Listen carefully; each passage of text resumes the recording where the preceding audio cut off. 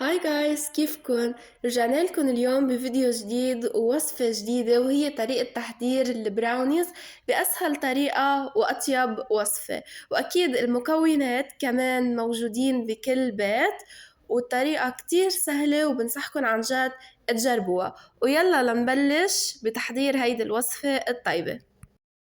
المكونات بنحتاج لكباية ونص من السكر، كباية طحين، 3/4 كوب من الزيت والزبدة، معلقة صغيرة فانيلا، معلقة صغيرة بيكنج باودر، وكمان بدنا رشة ملح ونص كباية من الكاكاو، وبدنا كمان 3 بيضات.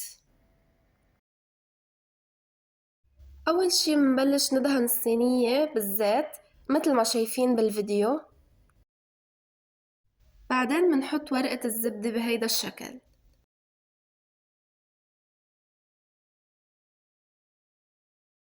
منضيف هلأ بودرة الكاكاو. منضيف هلأ مزيج الزيت والزبدة، بعدين منحطهم فوق الكاكاو، وبعدين بدنا نحركهم منيح.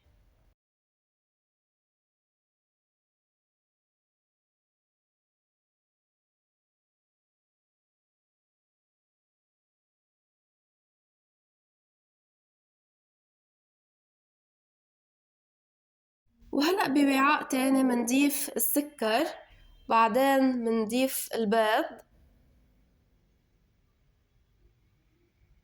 وهلأ منضيف رشة الملح، منضيف الفانيلا، وبعدين منحركهم لحتى السكر يدوب منيح.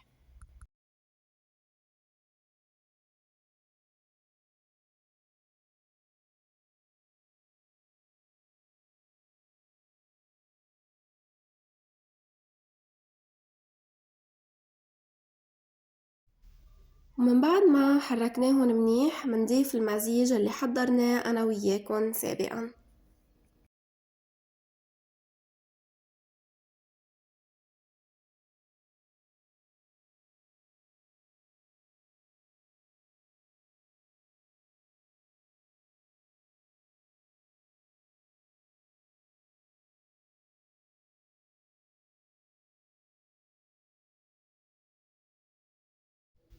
وهلأ كمان منحركن منيح.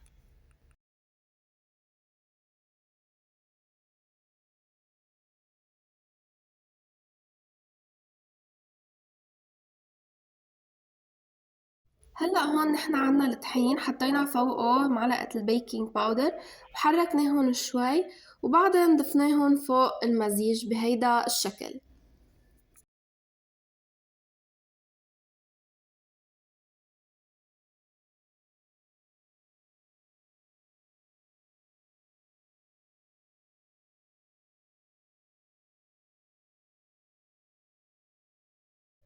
وهلأ هون بدنا نحركهم بشكل كتير منيح بالخلاط الكهربائي.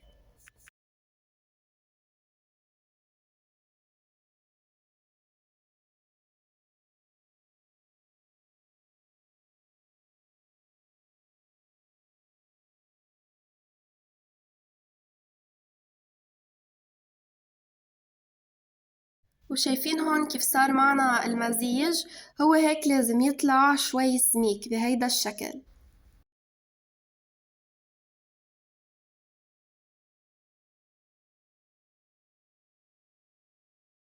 وهلأ بعدين منحط المزيج بقلب الصينية بهيدا الشكل.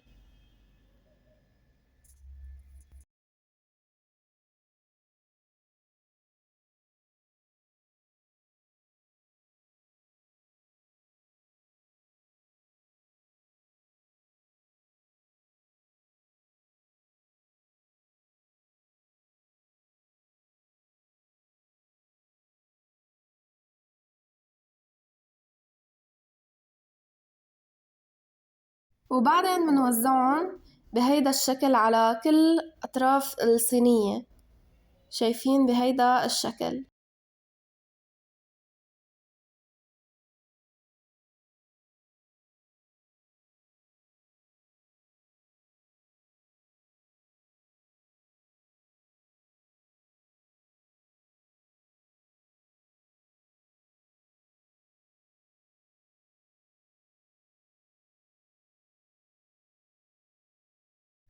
وهلأ بنعمل هيك عشان كمان يتوزع المزيج منيح، وبعدين بنخبزهم بالفرن لمدة 30 دقيقة على درجة 160، وممكن ياخدوا كمان وقت أقل.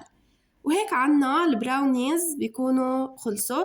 وأكيد ما بتشيلوه من الصينية قبل ما يبرد، يعني بتنطروا ليبرد بعدين بتشيلوه من الصينية وبتشيلوا الورقة كمان بهيدا الشكل.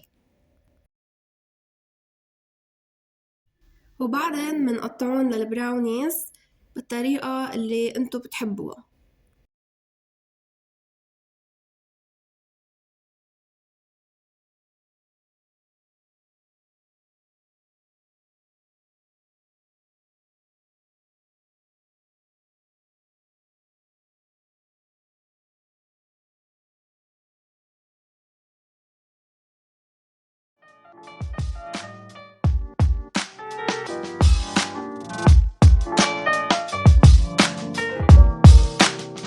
For all time's sake.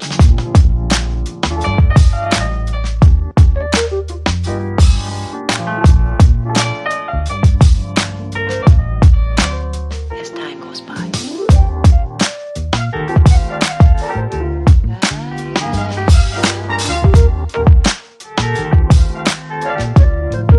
It's been a long time.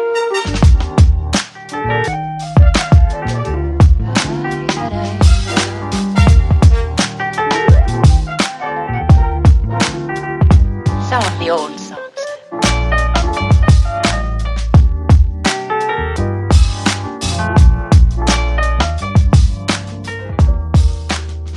For all time's sake. ونحن هون زيناه بصوص شوكولا نحن عملناه. هحطلكن الوصفة بالرابط تحت بصندوق الوصف، وفيكن انتو تزينوه كمان بشو ما بدكن، وفيكن تحطوا كمان مكسرات فوقه كمان بيطلعوا طيبين. وهيك بيكون خلص الفيديو لليوم. ما تنسوا تعملوا لنا سبسكرايب ولايك، وكمان تعملوا لنا فولو على الانستغرام. وكمان عنا وصفات كتير طيبة كمان بالشوكولا، هحطلكن تحت الروابط بصندوق الوصف. See you in the next video. Bye.